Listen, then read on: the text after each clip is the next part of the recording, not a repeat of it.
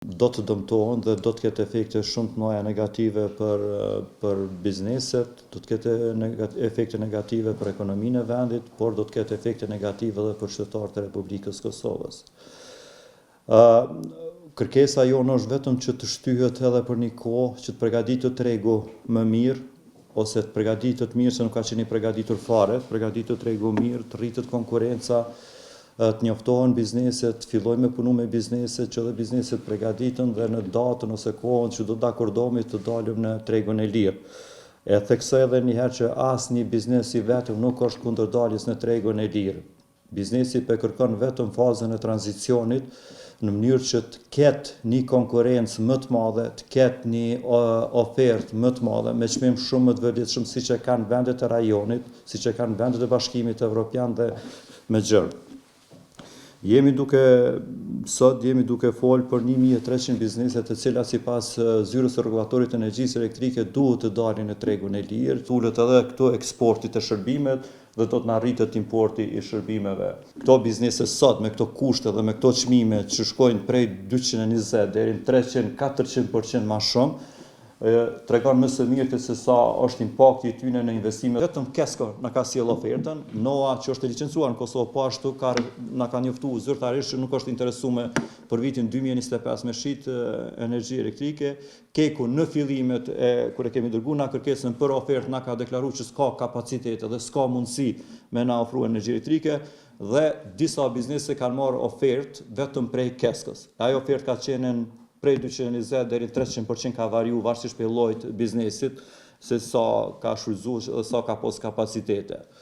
Tani kërkesën tonë më së miri e argumenton pse është e drejtë licencimi i kompanive para 2-3 dite. Bëjmë thirrje si partner që jemi sektorit privat të Qeverisë Republikës Kosovës që ta gjej mundësinë, masën dhe tulet me zëren dhe ta shty edhe për një kohë dalje në treg të lirë. Le të jepet një fazë tranzicionit, ta përgatitëm tregun siç e kanë përgatitur çdo shtet, ta përgatitëm biznesin dhe mos luajna me bizneset, mos luajmë me ekonominë e vendit dhe t'i mbrojmë qytetarët e Republikës Kosovës. Por kur them t'i mbrojmë qytetarët e Republikës Kosovës, ta keni parasysh se biznesit i vijnë qytetarë që kanë standard të lartë jetësor. Biznesi don konsum. Qofse qytetari i Republikës Kosovës nuk ka standard, nuk blen, nuk është konsumator, atëherë as biznesi nuk mund të ekzistojë. Ligji ka hyrë në fuqi në 2016. 2017 është filluar me bizneset me punu. Dhe qysh në atë periudhë kohore është përgatit edhe një plan se si me fillu tranzicioni dhe sipas atij plani është dashur të përgatitet ndërkohë grupi i dytë që shfrytëzon linjën 35. Ndërkohë ka ardhur pandemia. Edhe ishte gjendje e jashtëzakonshme, dimna që kena kaluar për pandemi, mas pandemisë derisa u rregullu zinxhiri i furnizimit dhe më pas u përgatit draft ligji. Vitin e kaluar në 2024 ka qenë i përgatitur në Ministrinë të Ekonomisë dhe Energjisë ligji i ri, draft ligji i ri, për një vit është punuar nga ana e ekspertëve, grupeve punuese, shoqërisë civile, nga ana të gjithëve. Dhe pritjet tona në konën që ai ligj, domethënë me dispozita të reja, me atë ligj ne do të përgatitemi për me dalë në tregun e lirë. Dhe çka ndodhi në fund vitit nuk e dërguan kuvent hiç. Ministria nuk e dërgojnë kuvent.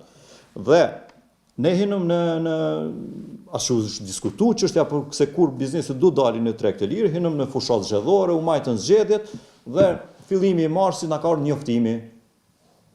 Fillim marsi na ka ardhur njoftimi që me 1 qershor biznesi duhet dalin në tregun e lirë. As vet zëreja nuk e ka përgatitur tregun, nuk e ka përgatitur. Po ta kish përgatitur tregun, ne sot i kishim pas furnizues e licencuar,